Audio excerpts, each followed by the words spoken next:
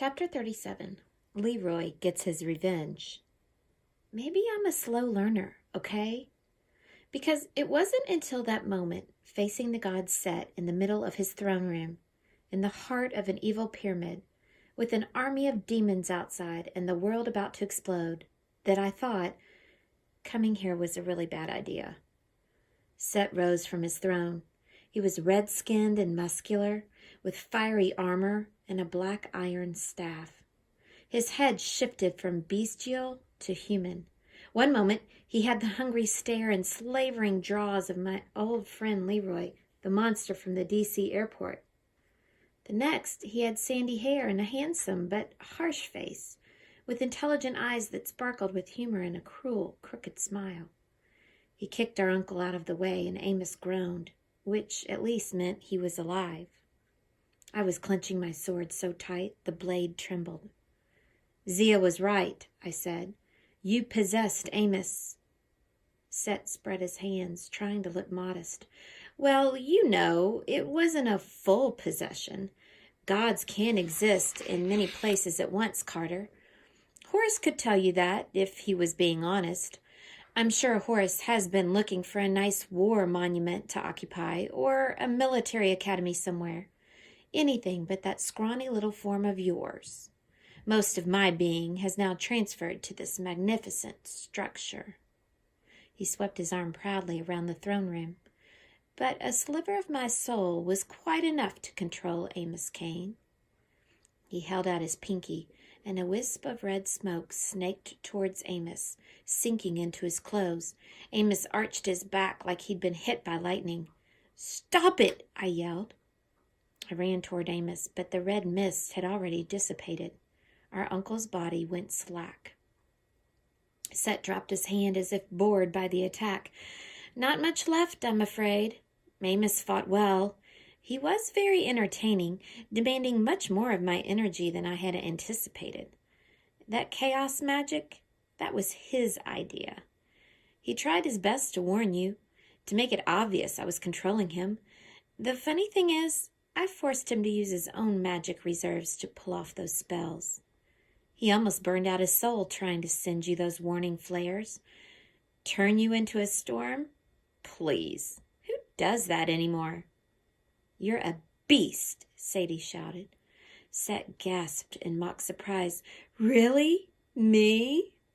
Then he roared with laughter as Sadie tried to drag Amos out of harm's way.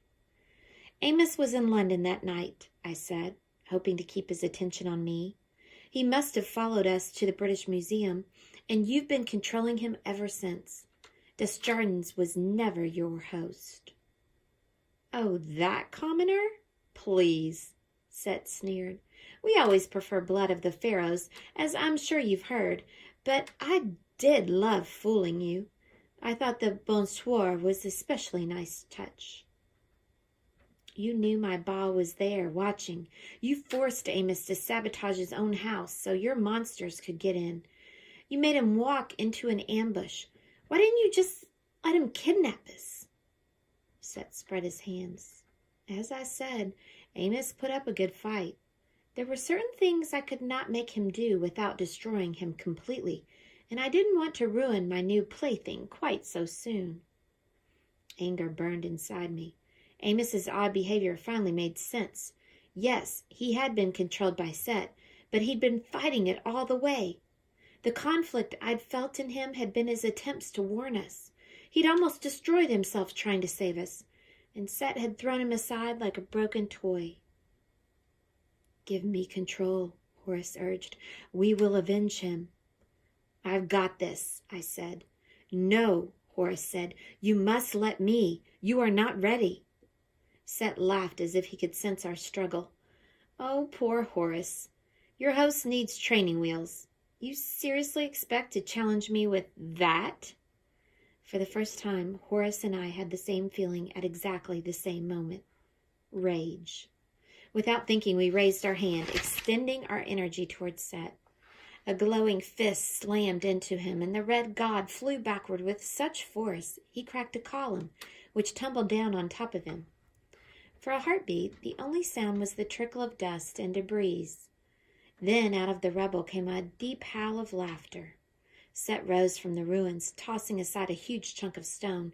"Nice," he roared, "completely ineffective, but nice. It will be a pleasure chopping you to bits, Horus, as I did your father before you. I will entomb you all in this chamber to increase my storm, all 4 of my precious siblings, and the storm will be large enough to envelop the world." I blinked, momentarily losing my focus. 4? Oh, yes. Set's eyes drifted to Zia, who had quietly retreated to one side of the room. "I haven't forgotten you, my dear." Zia glanced at me in desperation. "Carter, don't worry about me. He's trying to distract you." "Lovely goddess," Set purred. "The form does not do you justice, but your choices were limited, weren't they?" Set moved toward her, his staff beginning to glow. "No!" I shouted. I advanced, but Set was just as good at magical shoving as I was. He pointed at me, and I slammed against the wall, pinned as if an entire football team were holding me down.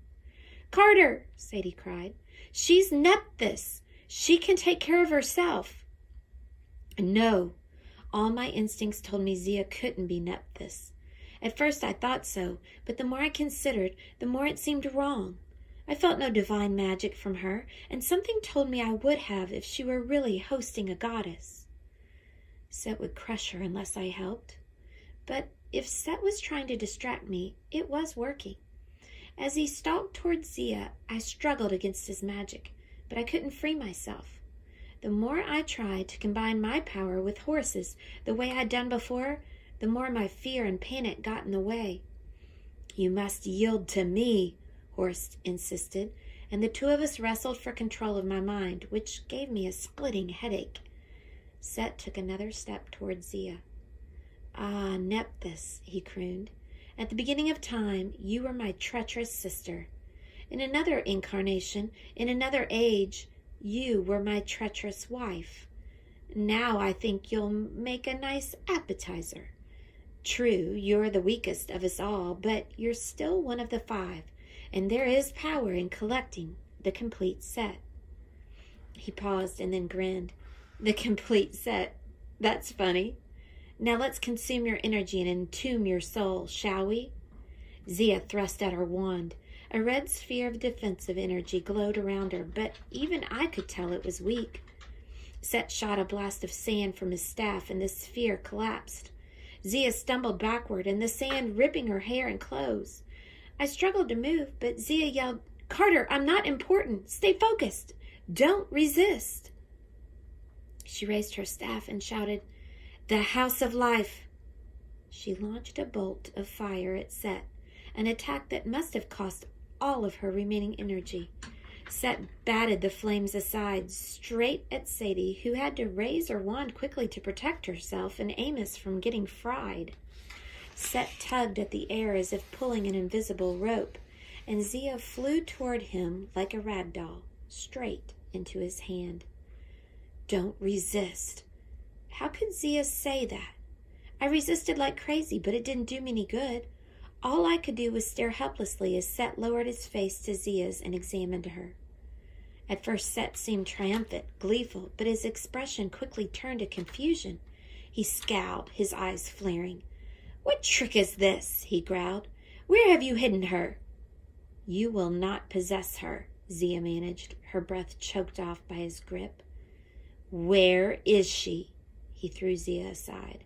She slammed against the wall and would have slid into the moat, but Sadie yelled, "Wind!"